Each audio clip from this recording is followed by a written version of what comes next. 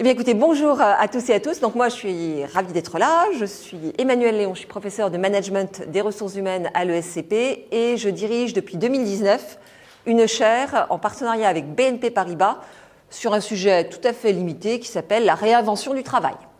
Donc on a lancé cette chaire en 2019, on était un petit peu en avance de phase puisque je dirais que depuis 2020 le travail s'est sensiblement réinventé.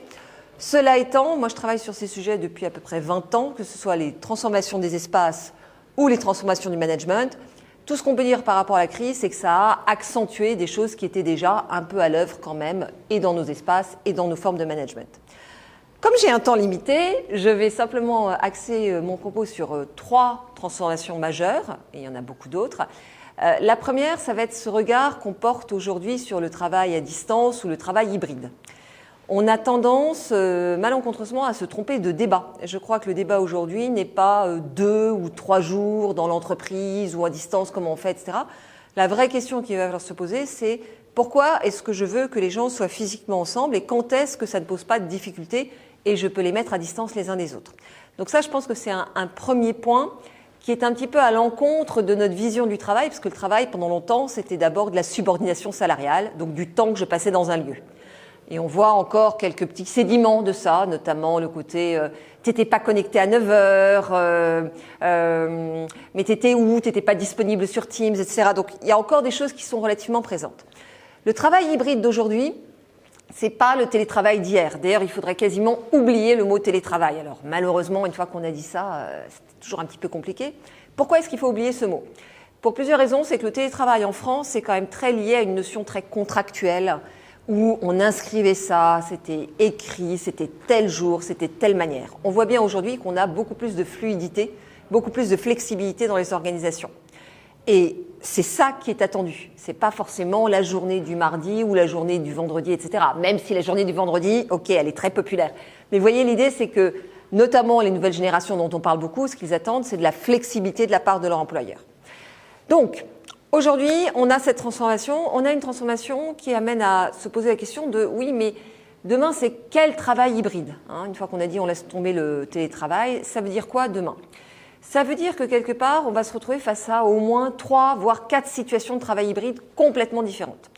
La première, excusez-moi de dire, c'est qu'on continue comme avant. Hein, on continue comme on a fait pendant la crise. Hein, pendant la crise, on a été plongé dans le télétravail.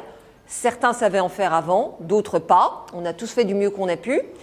Mais il y a des personnes qui disent bah, c'est parfait, on continue comme ça. Ce qui veut dire qu'en gros, vous allez passer votre vie en visioconférence. Parce que quelque part, le fait de se retrouver à distance, qu'est-ce que ça a généré ? Ça a fait de la visioconférence une sorte d'alternative au courrier électronique. Alors le courrier électronique, on n'en pouvait plus. Les réunions en présentiel, on n'en pouvait plus. Mais alors finalement, on regrette beaucoup, maintenant qu'on est en visioconférence toute la journée. Donc, quelque part, ça va donner quoi ? Ça va donner des gens qui vont venir au bureau pour être en visioconférence, y compris avec des gens qui sont au bureau, mais personne ne sait qu'ils sont au bureau, donc on va être en visio quand même. Et ça va être aussi des gens qui, du coup, ont fait du transport pour rien, parce que, globalement, ils ne verront pas leurs collègues. Ça va donner des gens qui sont à distance, et je vous rappelle qu'au démarrage, le télétravail, c'était je me concentre, je prends des dossiers importants, je travaille dessus, etc. Ben non, en fait, aujourd'hui, j'enchaîne les visioconférences, tout comme, quelque part, Charlie Chaplin enchaînait les manœuvres, etc. Donc, on est en train de recréer, quelque part, dans ce monde-là, une sorte de temps, je ne sais pas s'il faut le dire moderne, mais en tous les cas, de temps post-moderne. Donc ça me paraît très inquiétant. Une autre option, c'est de se dire, finalement, j'organise le télétravail. Alors là-dessus, je dirais que dans la chaire, on a tout de suite été sur le registre de, à partir du moment où le télétravail s'ouvre à autant de personnes, il va falloir le gérer, et le gérer différemment. Les Américains n'étaient pas d'accord. Hein. Aux États-Unis, à Stanford, il y avait des personnes qui disaient les gens sont intelligents, laissez-leur faire ce qu'ils veulent, etc. Ouais, sauf que résultat des courses, on voit des entreprises américaines aujourd'hui qui se posent des questions sur faire revenir tout le monde. En France, on a cette chance d'avoir pensé le télétravail un petit peu différemment. Il faudrait le maintenir. Et pour que ça fonctionne, il faut l'organiser. Au jour d'aujourd'hui, moi, ce qui me fait peur, c'est que si on continue comme on est aujourd'hui, il y a un moment où soit on va craquer, parce qu'on est quand même face à des phénomènes de burn-out assez importants, soit l'employeur va craquer. Et on va tous retourner au bureau, même si on n'a pas forcément envie, même si on a trouvé du plus dans la flexibilité. Donc, il va falloir organiser le télétravail.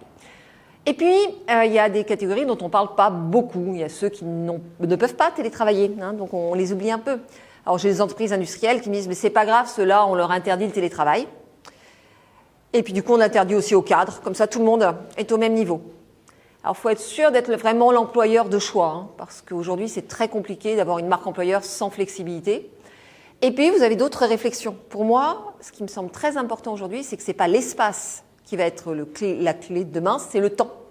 Et donc vous voyez bien les semaines de 4 jours, allez on essaye 15 jours sans réunion, enfin vous voyez il y a une espèce de...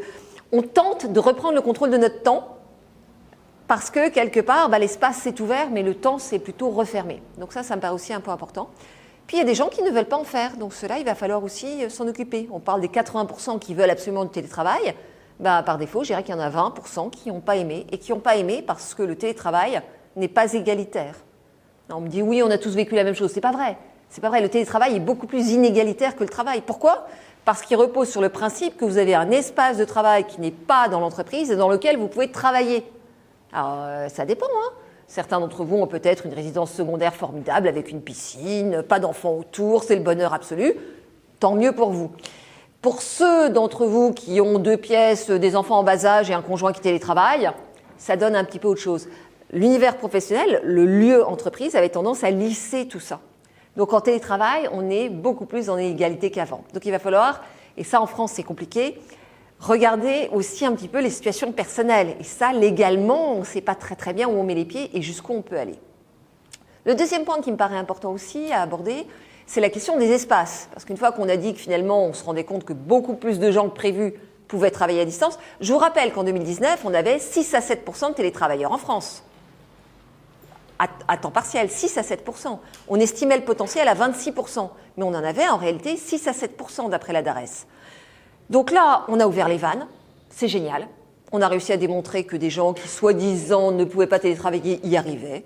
On a réussi à démontrer que des fonctions qui, soi-disant, n'étaient pas télétravaillables pouvaient l'être, peut-être pas à 100%, et le 100% n'est jamais vraiment recommandé, mais en tous les cas à temps partiel. Et du coup, se pose la question, le bureau, est-ce qu'il faut encore garder des espaces de bureau ? Donc, premier réflexe, les bureaux, c'est quand même ce qui me coûte le plus cher après les salaires, je vais réduire l'espace.